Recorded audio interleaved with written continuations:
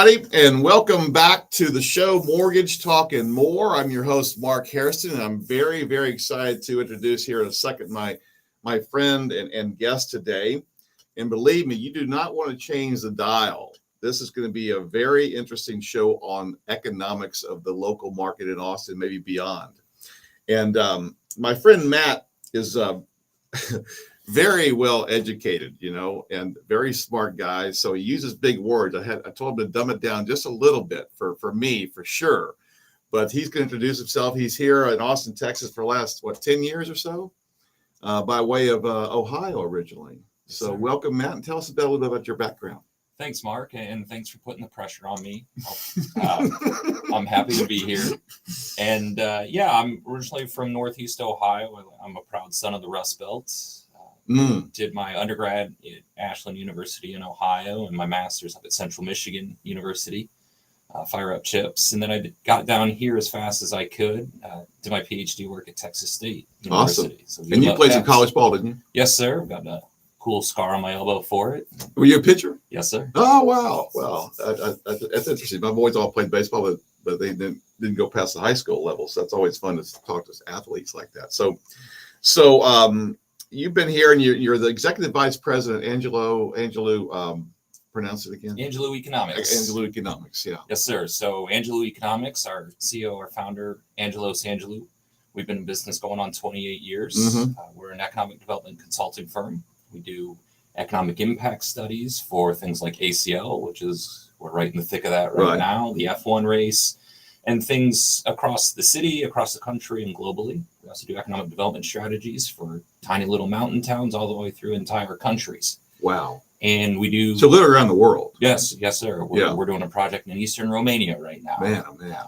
That's crazy. The travel is fun to get to see new places and do that. And we also do corporate site selection, industrial site selection. Yeah. Put out a couple of data centers in West Texas the last couple of years, and we've cited over $26 billion worth of CapEx on those projects. Wow. Our sister company, the International Accelerator, we look at foreign-born entrepreneurs and how do we grow those. And then we have IAGB, our newest sister company, which is the venture capital part of that to help these foreign-born entrepreneurs hit the ground running here in Texas. In primary Texas? Yes, sir. Yeah. They're all headquartered right here in Austin. Oh, that's awesome. That's awesome. Well, I heard you speak about 3 or 4 years ago at the Westlake Chamber, at a luncheon, and I was really impressed. I said, I want to get to know this guy a little bit. So we've met for coffee a few times. I thought he'd be a great guest on my little podcast here. So let's dig into it a little bit. So let's talk about the factors that are driving the Austin economy right now. I was telling you before the show, I've been in Austin for 47 years and in the mortgage space for 40 years. And this feels different. It's not, at least in my world, it's not so robust. But tell me about the Austin area in general. Sure. So historically, we would say what brings people to Texas. Mm-hmm. It's folks like myself coming from places further north and saying, I don't like snow anymore. Don't want to shovel the snow. Yeah, that's right. And that's still a big part of this, right? But we look at the business friendliness, the environment for doing business, no state income tax, right?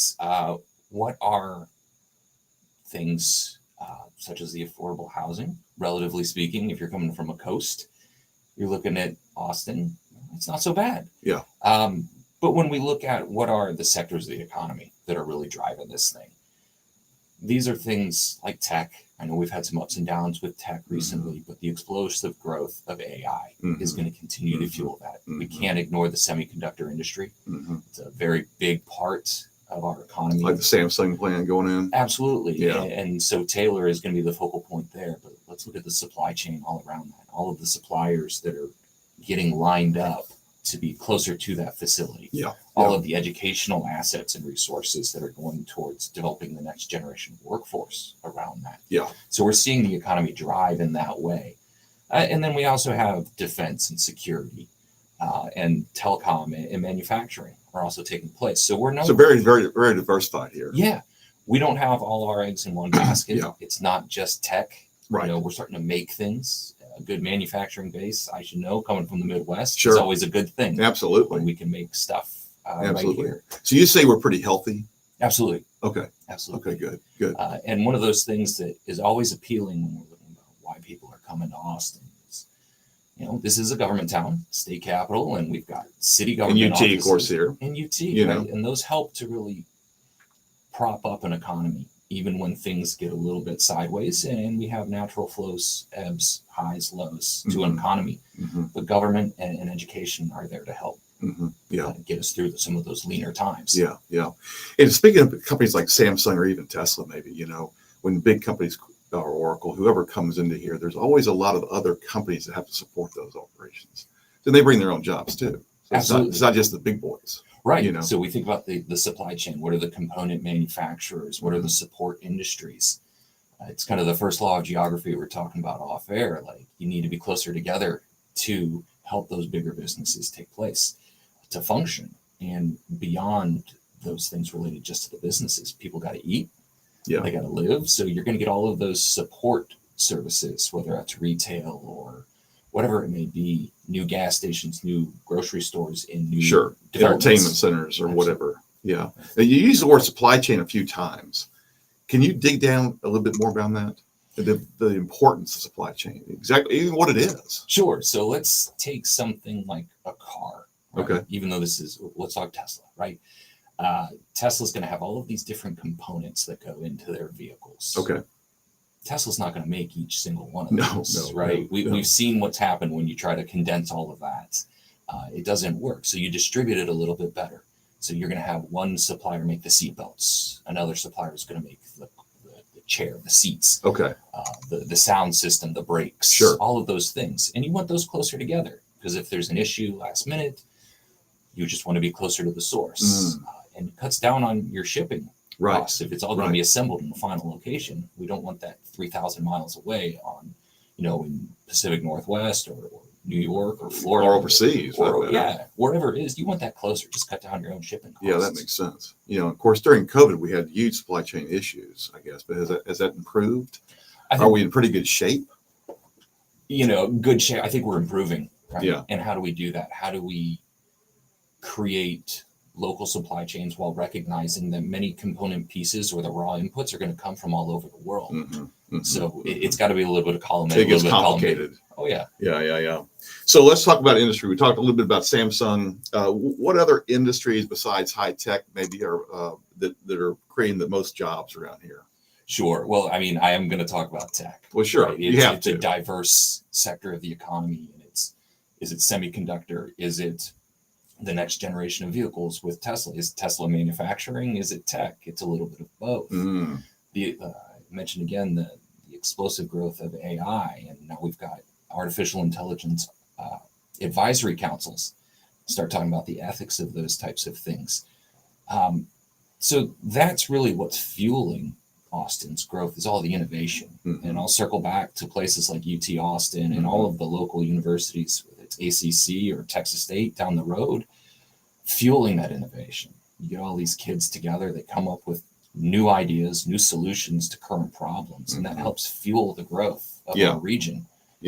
And it's homegrown, which is amazing to see all these people coming together and finding solutions to problems and then innovating in ways that we didn't know was possible. Yeah, it's fascinating, because Austin has become a real young town. I got here as a college kid myself, but that was back in the 70s when Austin was a sleepy little town. We had UT and the government. That was about it. IBM was here, but it's grown into this fascinating city. And I love the even though I don't like going downtown, I love the skyline. I will say they've done a good job there. So let's talk a little bit about the challenges. Like any city, there's growing pains, if you will. Tell us about what are some of the challenges you're seeing in your work. Absolutely. I mean, the easy one for all of us to recognize, traffic, as some folks might be sitting in it right now. It really comes down to what kind of city do we want Austin to be? And what I mean by that is we have to recognize that we're a large city. Depending on the day, we go back and forth with Jacksonville, Florida, for being the 10th largest city in the country. That comes with it a lot of opportunity, but a lot of challenges, as you mentioned, Mark. So what kind of big city do we want to be? Let's look at other big cities. What are they doing well? And equally important, what aren't they doing well? Right. And so how do we avoid making those same mistakes as we grow? Yeah. But you could probably say we've made a lot of mistakes already. I think every place has. Yeah. Right. Yeah, because they just weren't able to see the future as well. Sure. You know? And, when you moved here, like, would anybody have imagined that we'd be a metro of over 2 million people? No. Right. No. And so we can't undo what's happened in the past, right? But how do we prepare for the future as best we can? Right. Right. And then, getting back to my world, which is housing and mortgage business and the residential world, there's some challenges there. Can you kind of talk about that a little bit? Sure. We can talk about the housing stock. Yeah. Do we have single family units? We have multifamily units, and where are they located throughout the city and then the 5-county metro? Mm-hmm. Folks like myself commuting in from Hutto to Austin, that's Brutal. Yeah, the traffic. It's a bit of a drive. That's okay. You listen to Audible all day or podcast. Yeah. But that was the right opportunity for me, a single family home in that part of Williamson County. But for other folks, do we have the right housing stock for the workforce in different parts of the city? Yeah. And so that's something that we have to keep an eye on. Obviously, the affordability of all of those options as well. So I always like to ask, does the city work for all of its residents, and does it work for all of its workers? Mm-hmm. And what do you think? I think there's always room to improve. Yeah. Right. Yeah. Because I live in Lakeway, and I talked to some of the vendors around restaurants and whatnot. They're having a hard time hiring people because people can't live out there per se, and don't want to drive out there to go to work at a restaurant. So housing is definitely a problem as far as prices, and of course interest rates are high, and the affordability is just tough. Sure. Across the board. I see it every single day. So and part of that again is public transportation. Austin never built its infrastructure very well. And I've been here 47 years. It's the same. I-35 is pretty much the same road as it was back in the 70s. and Mopac. When I got here, Mopac didn't even cross Town Lake. I mean, you had to get up at First Street and go around, So there's a little bit of improvement. Sure. But overall, you go to other cities and there's good public transportation. What do you see in the future around that here? Well, we're going to have to look at mass transportation, as long as rail. As long as I've been here, I've heard about connecting the triangle with rail, a high-speed rail, and that's more inner city. Mm-hmm. But if we're looking in the city, we're going to have to look at, does the public transportation work? Are we running bus lines to parts of the city that might not make sense demographically? Right? You say, why are we running out on 620? That's really affluent area. But we have a university up there. Concordia University is up there. So we need a bus line to help get those students to their jobs, those types of things. So going beyond the demographics and the median household income to think about, where does our mass transportation need to exist the most? Yeah. How do we get the workers to all of the different parts of town? Yeah.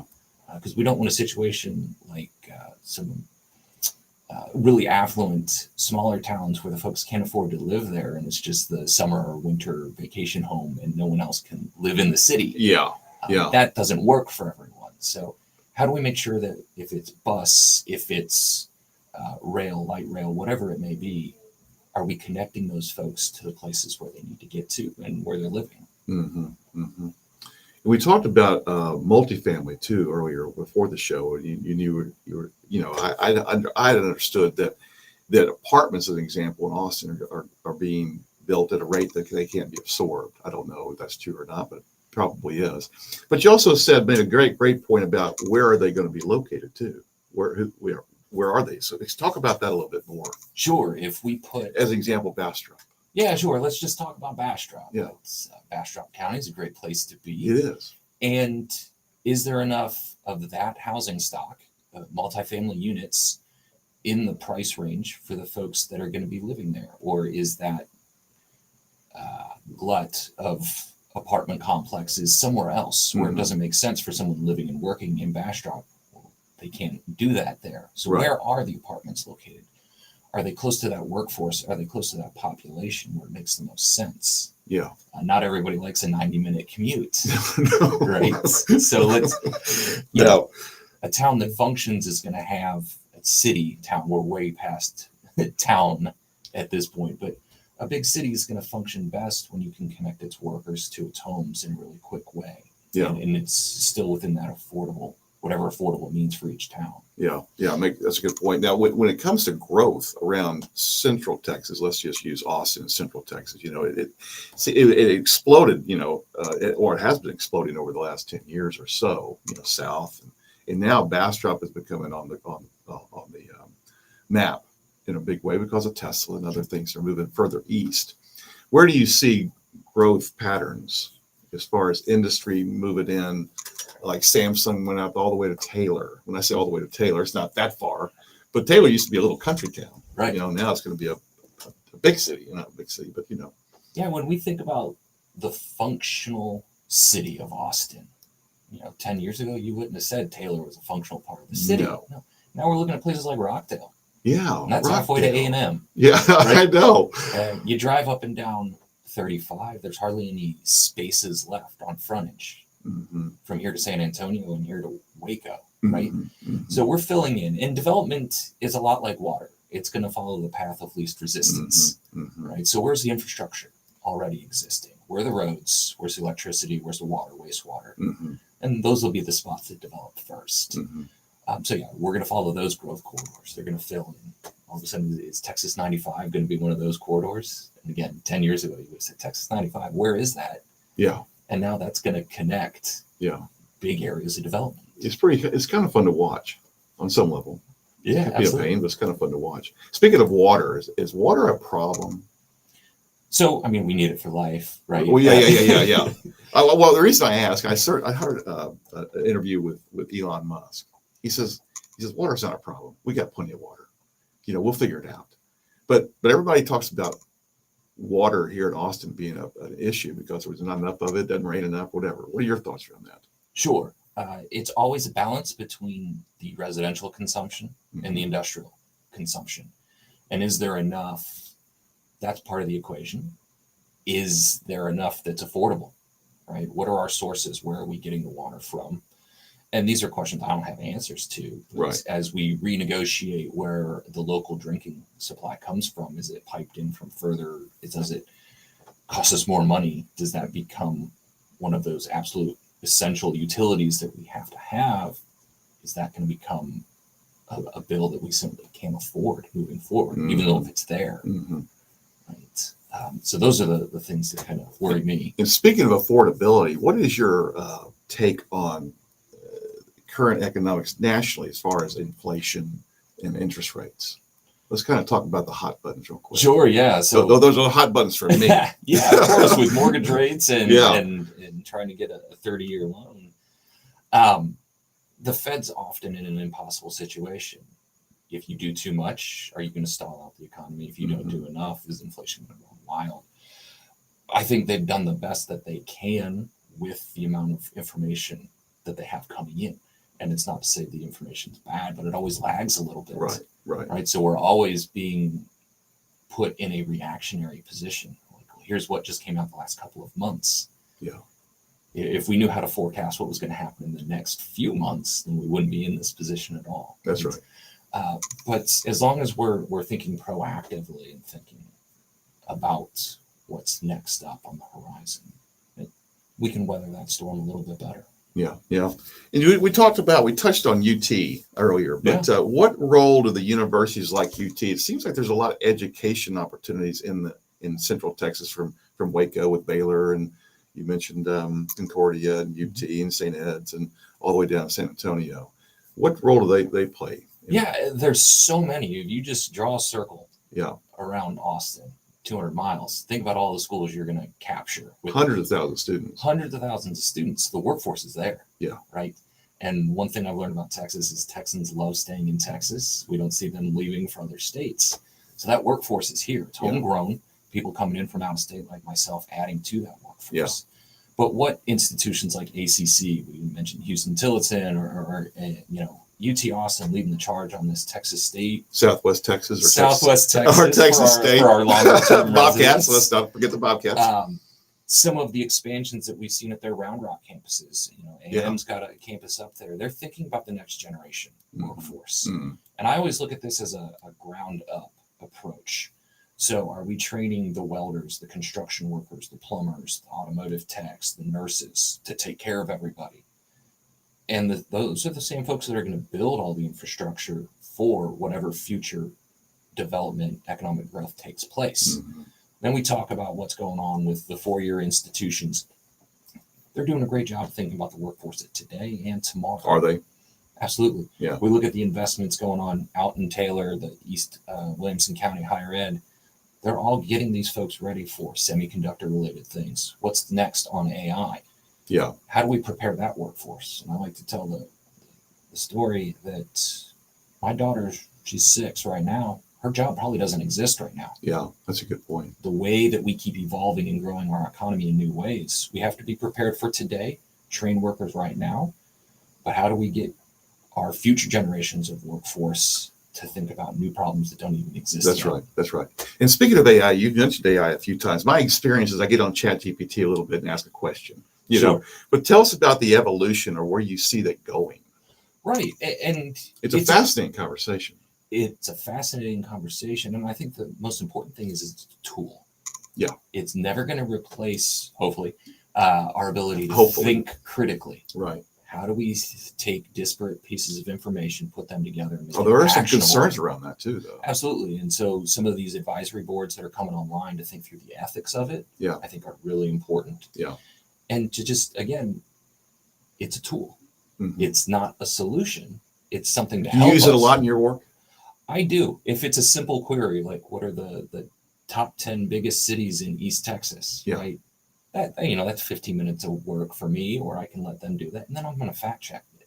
Sure. Right. Sure. It's not always right. It's not always right. And so I have to take it for what it is. It's a tool, but just like any other tool, we need to calibrate. We need to make sure it's functioning the way it should be. Mm-hmm.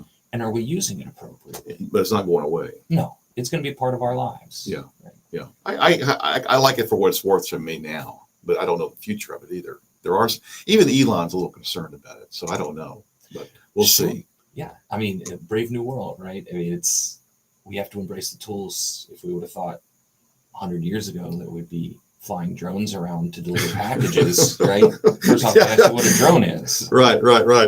So let's kind of wrap it up about any concerns of the question proposed about wealth disparity or gentrification as a result of the growth. Let's talk about that, because it seems like the rich are getting richer, then there's this limited middle class, like where I grew up in there, tell us about that. I mean, it's a huge concern for me because I'll go back to what I said earlier. Does the city work for everyone? Yeah. Right. If it's just for those making the most, then what does that mean for those making the least? Does the city work for them? Yeah. Are they going to look to go elsewhere? Yeah. Are we going to hollow out our own city through policy choices or the absence of policy? Those are huge concerns. So we can look at other communities around the United States. Did they do the right things? Mm-hmm. Did they do the wrong things? Mm-hmm. Let's learn from both the successes and the mistakes of cities that we want to be like. What's a good model city, would you say? I don't think there's a city doing it perfectly. Yeah. Right. But which cities are doing it better? I think we have to go back to transportation. Yeah. Right. So if we can't control the market, right? We never can control the market. The market is going to play the way it's going to play. But if we can move people around from place to place a little bit more efficiently, so they're not so locked into, I have to live in this very specific part of town because that's the only place I can afford, but I can't get to my job. Yeah. That's a huge problem. Huge problem. But if the transportation network is such that that's less of an issue, then we're in a little bit better situation in terms of wealth disparity. Yeah. Or just making the city functional for everyone. Yeah. I want to make a selfless plug for a ministry I'm involved with at church. We call it Work Wheels. And you said it earlier before, if you don't have a car in Austin, you're in trouble. You used another word, but that's a problem. So my little ministry we put on with a bunch of guys at church. We have to take the donated cars, fix them up, and give them out to people who need to get to work. That's fantastic. That's what we do. You know? And we're doing it on a small scale, but we hope to scale that someday. But there's so many people who want to work, and for whatever reason, can't get to their jobs or can't find a job because they don't have transportation. It's terrible. Sure. We look at transportation infrastructure as a connection. Yeah. It's only a connection if you have that vehicle. If you don't have a vehicle, a highway is a barrier. Yeah. And we think if you don't have a bicycle and you're going to walk somewhere or you're using a wheelchair. A crack on the sidewalk might as well be the Atlantic Ocean. Exactly. So we have to think about infrastructure on multiple levels, how they connect. Well, my car right now, the check engine light's on. But so I need to go get that looked at. But then there's just more money to spend. I mean, I'll just drive it till it quits. But anyway, that's another problem. But I was born and raised in Texas, lived here my whole life. You know, so I've sort of lived in this Texas bubble because I don't really know what else is going on out there necessarily in the world. Because I've never lived in California or Michigan like you have. You lived in other parts of the country. But you seem to be bullish on Texas. And it seems like Texas is an interesting place to bring business into. You know, so you plan on staying? Absolutely. I don't like shoveling snow. So unless that changes, we're here for the long haul. You know, Texas isn't without its challenges, but every place is. And again, I'll circle back to how do we make the city, how do we make the region, how do we make the state work for everybody? Yeah, that's great. Well, listen, I think we're going to wrap this thing up, but I sure have appreciated your time and what you've had to share with the people today. Any closing thoughts around that? No, it's been a pleasure to chat with you, Mark, and just keep kind of like we did over coffee one day, just with microphones. Absolutely, different. This is good. Well, we could keep going, but our time is up. But I do appreciate it again, Matt, and we'll be in touch again.